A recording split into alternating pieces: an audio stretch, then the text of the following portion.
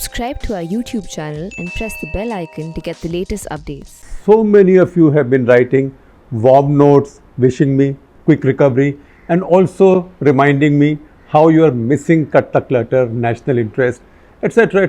offerings that I bring to you.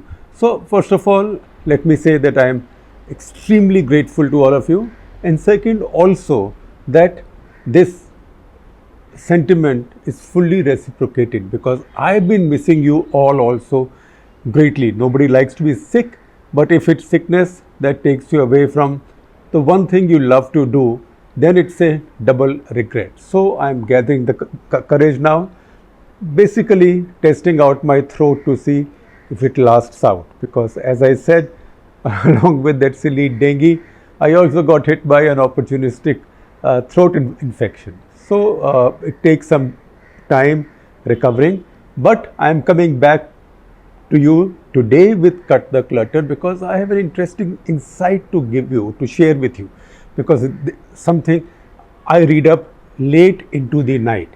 Now, also, before I get started, let me remind you, this is the beginning of the month. So those of you who've subscribed already, a lot of you are, please renew your subscription. We need your contributions to keep going. You know what? It's very easy to take sides these days. You can choose any one side, left, right, any one side. It doesn't matter. But that side will then guarantee you your sustenance, because then support comes to you on the basis of biases, ideologies, etc. But when it comes to classical journalism, it needs classical readers and viewers, good people, good citizens like you to support that journalism. Otherwise, that kind of independent, unhyphenated journalism cannot survive. So please be a little generous and start subscribing and start contributing to the print. So that out of the way, let me tell you what is it that I found so fascinating in my late night reading that I thought I might as well break my silence after almost 10 days to speak with you. Now, all of us know Henry Kissinger. All of us know Richard Nixon. Now, Richard Nixon, none of us, at least I never had the good fortune or misfortune of meeting. But Henry Kissinger, I have met more than once at conferences. We've been speaking at the same places. Also, I have featured him many years ago on a full-fledged walk the talk. Now, in the course of that walk the talk, I did bring him to the question of the 1971 tilt, and he immediately said, "Oh God, you also brought the tilt in." And I said, "Yes, that's a very important part of how India sees you. So please explain that tilt." So he said he had no prejudice, Nixon had no prejudice against India or Indians. It's just that the Cold War was on, America had made its choices. The choice was warming up to China, for which Pakistan was crucial. Pakistan was an ally, and India got caught in that Cold War. And I must say that he looked me in the eye several times and said that. And I said, what about all these ideas that there was a deep racist feeling against India and Indians in the Nixon White House? And he firmly, stoutly denied it. Now, some revelations have come out which makes Richard Nixon, everybody knows what he was about, but this also makes Henry Kissinger out to be a liar, particularly given the fact that he's become so popular in India, he's been so welcomed by the Indian establishment, he's also been able to front so many global think tanks which have been trying to raise money from India. But also, it's also true that his attitude to India has dramatically changed over the past 2 decades. Now, what is it that we have right now? We spoke with you once earlier about an author called Gary Bass. Gary Bass is a professor at Princeton University. He's been researching, he researches genocides, he researches many other such issues, But he's done his landmark work on the 1971 war and also atrocities and genocide in Bangladesh, or what was then East Pakistan. So his earlier work on that was called Blood Telegram, Nixon, Kissinger and A Forgotten Genocide. William Rogers was then Secretary of State because Nixon and Kissinger had decided to tilt to the Pakistani side. So they didn't care two hoots about what was happening to Bangladeshis. So at one point, the staff in US Embassy consulate in Dhaka got so furious at this injustice that they wrote out a joint telegram cable which they sent back to State Department. It was called the Blood Telegram because the American Consul General in Dhaka then had that name. His name was Archer Blood. That's why it was called the Blood Telegram. So through his research in declassified papers, through his right to information appeals, getting more and more declassified from Nixon's times, he was able to put that story together. Yet a lot had still been kept classified. Now over the past 2 years, he's had classification lifted on a lot of that data, especially audio recordings of discussions inside the White House. So,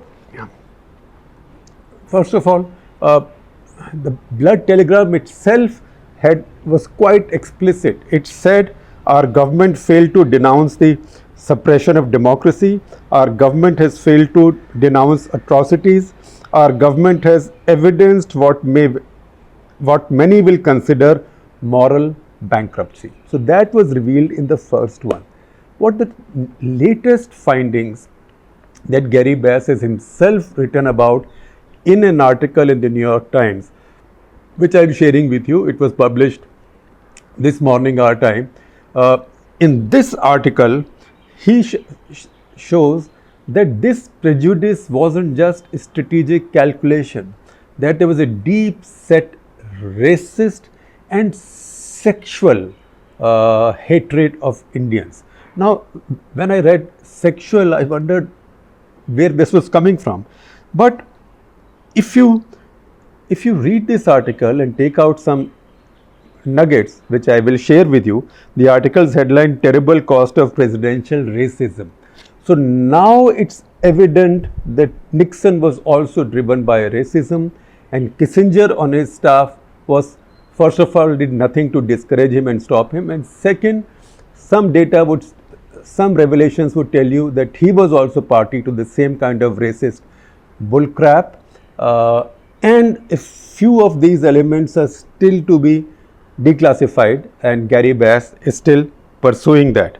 So he says that it was Nixon's hatred plus sexual revulsion of Indians that comes out in these tapes, although these tapes still have long beeps, which means sections which have been held over, which means more nasty stuff will come out. So in 2012, he got his first bunch of papers through mandatory declassification from Richard Nixon Presidential Library and Museum. May 2018, July 2019, and 28 tapes after that between July 2019 to May of this year. That is just when all these big lockdowns came. Again, there are some bleeps, but he's got these tapes out. And what are these tapes saying? So there's a meeting in June 1971, that is the year of the war, June 1971, in the White House, in the Oval Office, between Nixon, Kissinger, and H.R. Haldeman, the Chief of Staff. All these became famous or infamous names with the Watergate scandal later. There Nixon says, and this is a recorded voice, these Indians undoubtedly are the most unattractive women in the world. Undoubtedly, he says, and he says almost venomously. That's what Gary Bass says. Then he goes on to say, Nixon goes on to say that Indian women are the most sexless. Nothing about these people is attractive. I mean, people say, what about black Americans? Nixon is talking on record, on tape. I mean, people say, what about black Americans? Well, you can see something of vitality there. I mean, they have a little animal-like charm. But God, these Indians, yuck, pathetic, yuck. That is Richard Nixon as President of America. So November 4, Indira Gandhi has her summit meeting with Richard Nixon in the White House. That's where Indira Gandhi is going around the world, persuading the world to ask Pakistan to stop atrocities in Bangladesh, or there might be war. Once again, after this November 4 meeting with Indira Gandhi, Nixon again expresses sexual disgust at Indians. He says, to me, they turn me off, he says. How the hell do they turn other people on, Henry? Tell me. Henry is Kissinger. Now, what Kissinger says is muffled, or maybe that is the part which is still bleeped, but that will also come out. But the fact is that definitely Kissinger has done nothing to stop this. And Richard Nixon, after meeting Indira Gandhi, who was a rare woman leader in the world those days, he says, to me, they turn me off. How the hell do they turn other people on, Henry? Tell me. Racist in all caps. Then he does in the conversations also admit at some point that his own sexual neurosis about Indians was having an impact on his foreign policy. He says, quote again, they turn me off, they are repulsive, and it is just easy to be tough on them, on Indians. November 12, there is a meeting with Will Rogers, Secretary of State, Kissinger, and Nixon, where he says, Will Rogers talks about reprimanding Indira Gandhi. It's a diplomatic conversation in the White House. To which Nixon says, I don't even know how they reproduce. So once again, that same sexual hatred. It's quite remarkable for the most powerful man in the world to have this kind of sexual hatred for the second largest population in the world. June 3, there is another meeting from June 3 with Kissinger, where Kissinger also joins in, because when the boss feels some way, everybody joins in, chamchas join in. So Kissinger says, these Indians are a scavenging people. June 17, once again Nixon says, these Indians have the most sexless women. How do they attract any man? That is when he is irritated that his ambassador Kenneth Keating has come back to Washington with a warning that there is a genocide going on in Bangladesh. And he said, how do these Indian women charm other men? That too, Keating's at 70 years. And then there is some conversation which is muffled, and Gary Bass says he's not sure whether the word bachelor is used or bastard is used. This is about their own ambassador, Kenneth Keating. Then Henry Kissinger explains, again playing up to the boss's prejudices. He says the Indians are superb flatterers, Mr. President. They are masters at flattery, masters at subtle flattery for 600 years. That is how they've survived. They suck up, their great skill is to suck up to the people in key positions. This is Henry Kissinger, now great fan of India.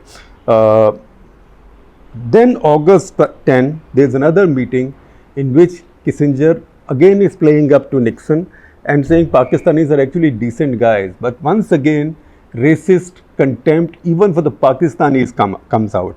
He says Pakistanis are fine people, but they are primitive in their mental structure. So this is how they talk about their allies.